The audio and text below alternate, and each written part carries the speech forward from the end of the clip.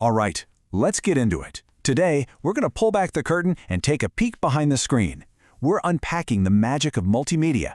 You know, the stuff that literally powers our entire digital world. Have you ever just stopped and wondered, how is my favorite animated movie actually made? Or, what's really going on inside that app I use every single day? Well, that's exactly what we're about to find out. So, first things first, let's get a solid definition down. Multimedia, it's basically the computer-controlled mix of text, graphics, images, video, animation, and audio. At its core, it's just any way we can represent, store, and work with information digitally. It's pretty much the language of our modern world. Okay, so to really understand the whole picture, we need to look at the individual parts, right? So let's break down the 5 core components. These are the absolute building blocks of everything you see and hear online. Believe it or not, it all starts with text. I know, it seems super basic, but it's the original foundation of all digital information. It's evolved a ton, but it's still the most straightforward way to get specific, detailed info across. Next up, we have images. These are the static pictures that really form the visual backbone of, well, everything. Every single image you see is kind of like a mosaic, just a grid of tiny colored dots called pixels, all working together to show you a moment in time. Of course, we can't forget sound. Audio is what brings the emotion. Think about a movie soundtrack, or even a voiceover like this one. It's all about capturing sound waves and storing them in a digital format that we can play back anytime. And this brings us to animation, which is really all about creating the illusion of motion. It's like a magic trick for your brain.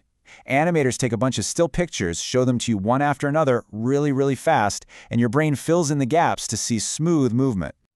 Now, that's the key difference between animation and video. See, while animation builds motion from scratch using still images, video kind of does the opposite.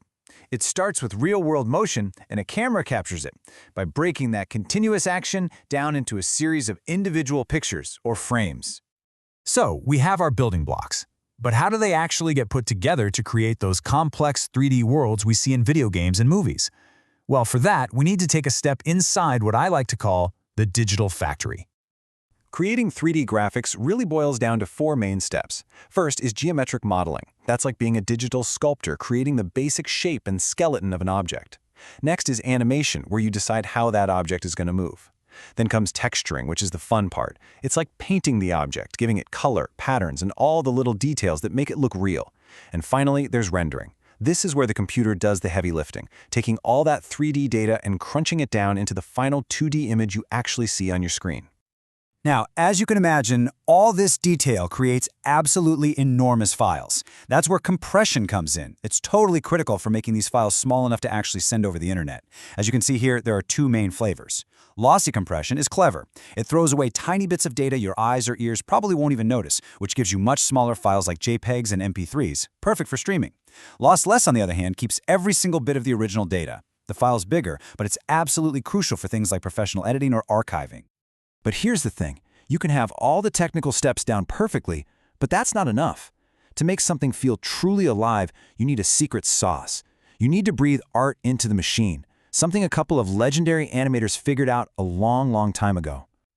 And that secret sauce? It's a set of 12 core principles of animation, first laid out by the legendary Disney animators Ollie Johnson and Frank Thomas. Now, these aren't technical commands for a computer.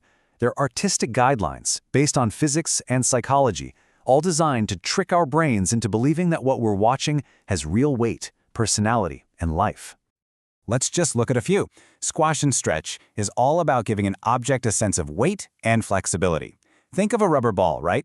It squashes when it hits the ground and stretches out as it bounces back up.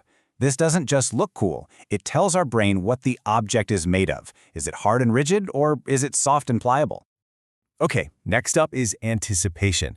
This is all about preparing the audience for what's about to happen. Before a character jumps, they bend their knees. Before they throw a punch, they wind their arm back. That little setup action tells the viewer where to look, and it builds tension, making the final movement feel way more powerful and believable.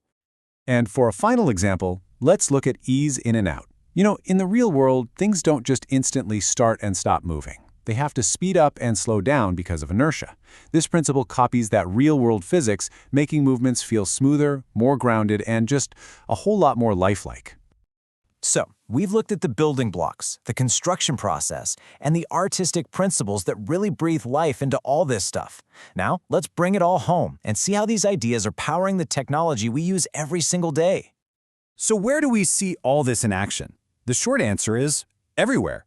The World Wide Web is basically one giant multimedia system. We use these principles in video calls, when we stream our favorite shows, and of course in immersive video games. They're in interactive TV, in virtual reality, and even in how we learn and train for jobs.